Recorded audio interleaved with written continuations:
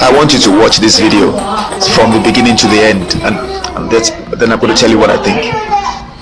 Now, the first thing I want you to look at the girl, the way they started. Look at the focus on her face, the concentration. Now that they're playing, watch the way the girl moves. This girl has obviously been trained. How old could she possibly be? Maybe under 8, I would think. Now, her movements are all well measured. It's obvious that she's been exposed to the proper training. It's not just like an accident. She just started playing tennis, okay? And you can see the passion with which she's engaged in it. She's completely focused. Watch the other person, the adult. The adult gives all her attention and is obviously throwing as many balls as possible to the girl to challenge her to be able to respond to the pace. Now, on the right, on the wall, I don't know how many people notice that there's a flag of the country. There's a serious emphasis on training Chinese children to believe that they need to serve the country. They put the country first. There's that emphasis as well. And most importantly, you see the effort we made to promote what the girl has done. They put her out on TikTok. It wasn't an accident. Somebody did that, most likely the parent. And the reason is to make the girl feel comfortable with being in the public view, the public eye, so that when she gets onto the stage, she doesn't develop stage fright. I'm going to say this. We black people, especially Africans, we deny our kids of an early start in life to self-discovery. What we just saw in that video is a child who has been enabled to achieve self-discovery very early in life and is being allowed to live life with purpose, with support from the parents and other adults in his or her life. It's very important for us to understand that if we want our society to become better, we need to help every member of society, no matter how young they are, discover themselves as early as possible. There was a day I was in my children's school. My children attend a public school in Lagos, and I say that with pride all the time because I believe that the school system that they have there is actually superior to what they have in many of the so-called private schools that spend a lot of money.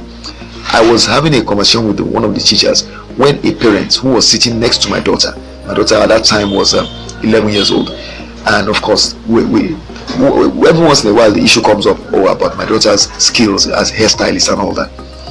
And this parent apparently had been listening to the conversation before I came on board, and then she just butted in and said, personally I think it's too early. I think you are disturbing this child. And I said, sorry madam, what do you mean? And said, I think this child should not be engaged in all these hairstyling and all these things you are doing. You're just disturbing her. You should allow her to finish school first. And I turned and looked at the lady, and with a casual assessment of her, I could see just from her disposition, the way she sat, it was clear. What was the time? It was around 11 a.m. She was dressed informally. It was clear she was a housewife, and there's nothing wrong with that. The thing was this: she was one of those housewives who have been told by their husband they're not supposed to do anything. There's this dangerous myth that if you love your wife, don't let her do anything, and then they carry that mentality and pass on to the children, and the way children are to be raised.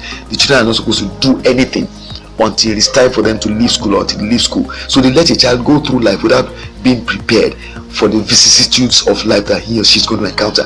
Then when the child begins to face life and the hardship that life is going to throw at him or her, he begins to think that life is unfair.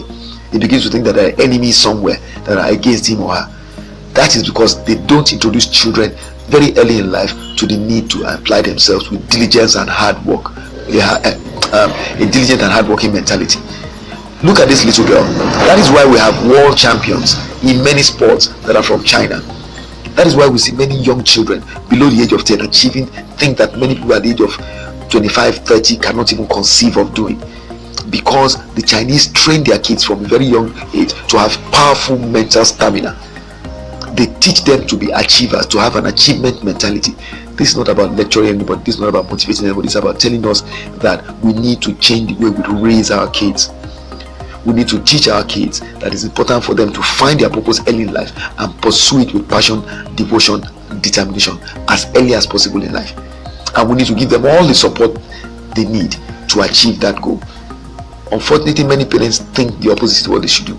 They pamper the children into adulthood, and then they wonder why the children are struggling to succeed. The earlier you introduce your child to self-driven personal achievement, the better. I hope this has been useful. I wish you well.